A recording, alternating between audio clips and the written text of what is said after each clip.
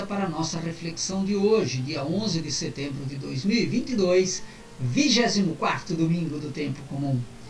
No Evangelho de hoje, nós escutamos as parábolas de misericórdia do capítulo 15 de Lucas. Jesus acolhe os pecadores e, por isso, fariseus e escribas ficam escandalizados. Para estes que se consideravam mais puros do que os pecadores, Jesus conta 3 parábolas. A parábola da ovelha perdida e reencontrada, a parábola da moeda perdida e reencontrada e a parábola do filho perdido e reencontrado. É sobre esta terceira parábola que nós vamos conversar um pouco. Não vou contar de novo a história da parábola, porque você com certeza já conhece.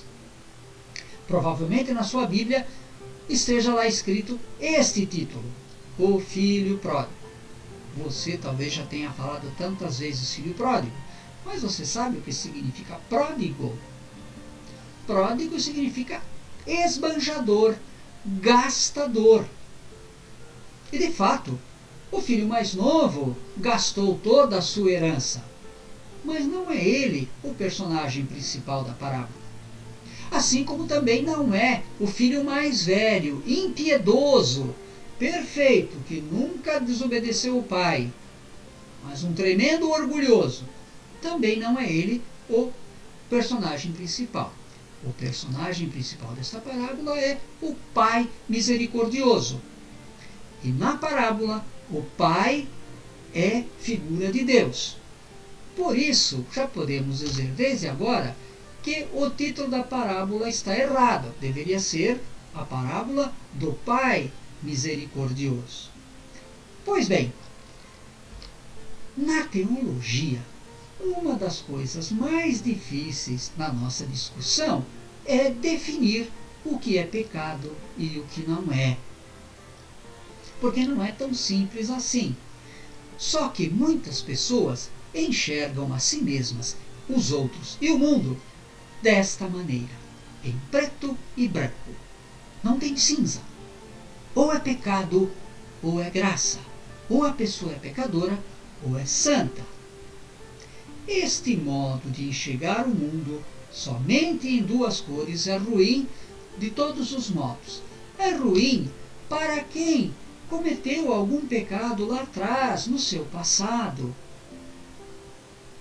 e ficou tão traumatizado com uma culpa tão grande que tem dificuldade para acreditar na misericórdia de Deus.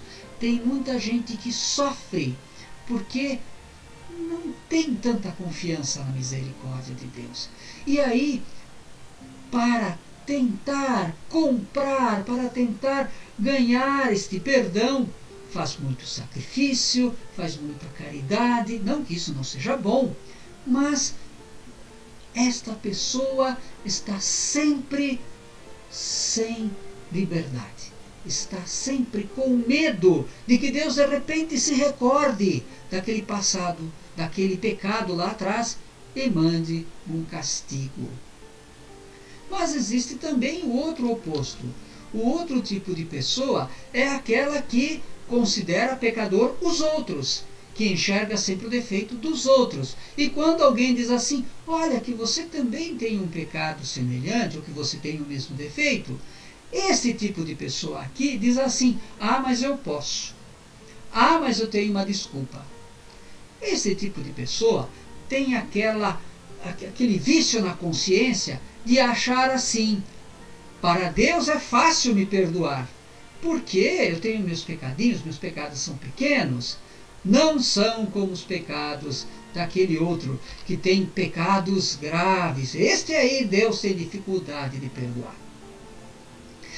Tanto para quem se considera tão pecador que Deus tem dificuldade de perdoar, como aquele que se considera já quase santo, que, olha, o perdão de Deus eu nem preciso mais dele, porque eu já tenho só virtudes.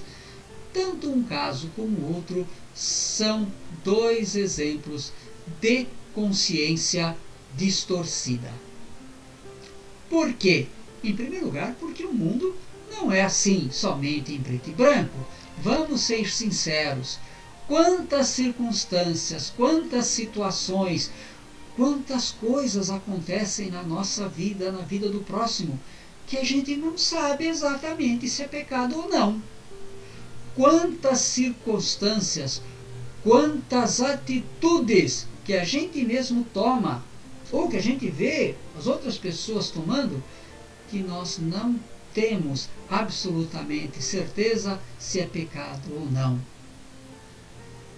Só que quem enxerga o mundo assim, em preto e branco, tem muita dificuldade de acolher o próximo, tem muita dificuldade de perdoar a si mesmo.